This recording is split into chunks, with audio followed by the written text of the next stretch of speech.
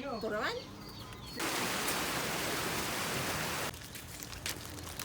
Ay ni nanay. Ang init. Ito po ng sikat ng araw. Nanay. Ako din. Tokwa. Hi guys, nandito na po kami ngayon sa bahay ni.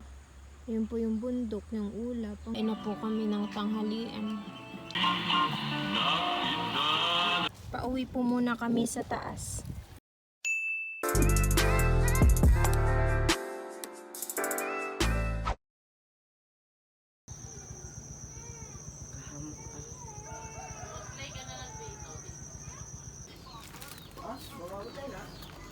Turawan? Nanghihina ng alam, papaunin mo pa ng tubay ito. Lalo ng...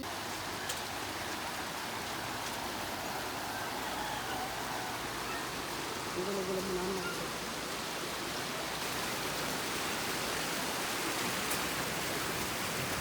Puno yung isang baso na gano'n eh. Hi guys, good morning po. Nandito po kami ngayon sa bukid. Pupunta po kami sa bahay ni nanay. Ang init. Ayan po. Papunta po kami ngayon sa bukid. Mga 8 AM na po. Puntaan po namin si tatay kasi po may sakit po siya. Sam. Ito po. Para mainom niya po. Tsaka makakain po siya. Ayan po. Ito po yung view ngayon. Ang ganda po ng sikat ng araw. Pupunta po doon yung bahay ni tatay. Tsaka ni nanay. Tsan! Ang ganda po ng mga tanim.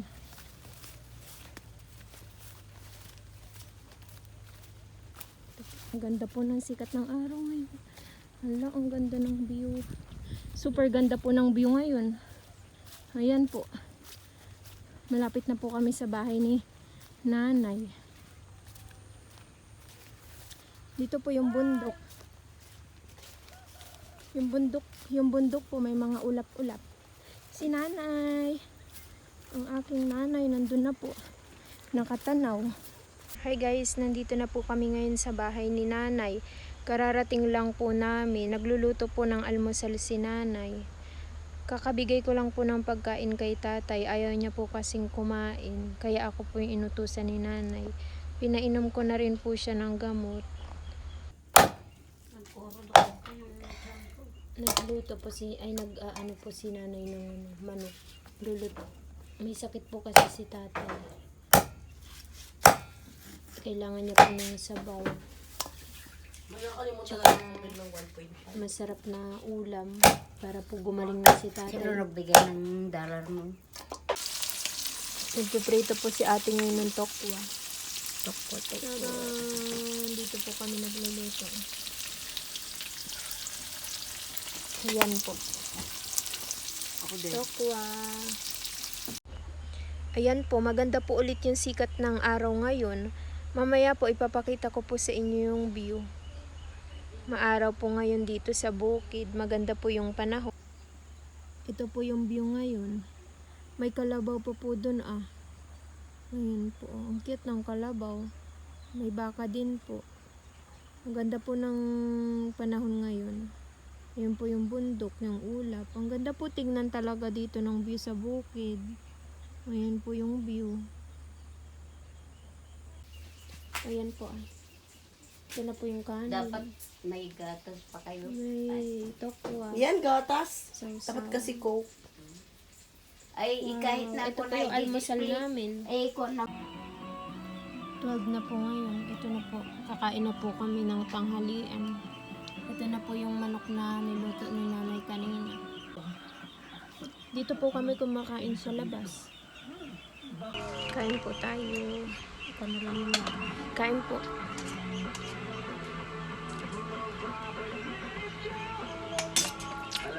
Ganda po ng bibig. Kumain.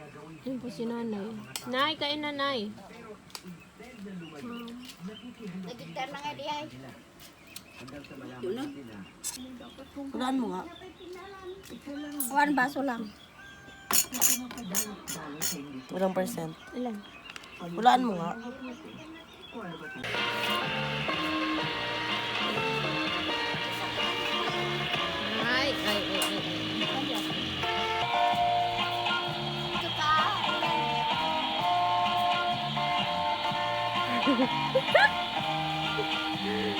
Sumasayaw po si nanay. Ah.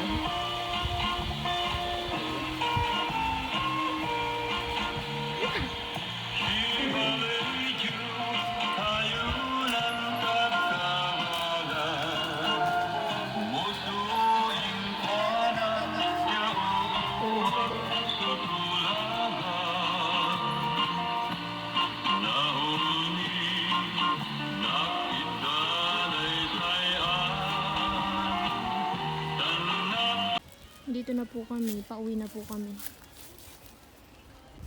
Ang ganda po ng view ngayon. Pauwi po muna kami sa taas. Is that Jesus I hear calling out my name? Is the door standing open for me? My friends won't leave me when I'm feeling and it's true that somewhere there's a home waiting for me. They're all made of gold, and there's one made for you. So come with me to heaven and see. But tell me where am I now? And I'm almost there. Is that heaven's bright glory I see?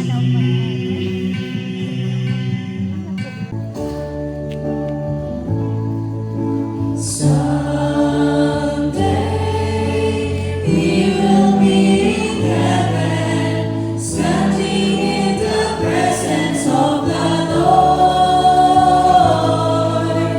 He will reward those who obey Him, receive those who accept Him in their hearts.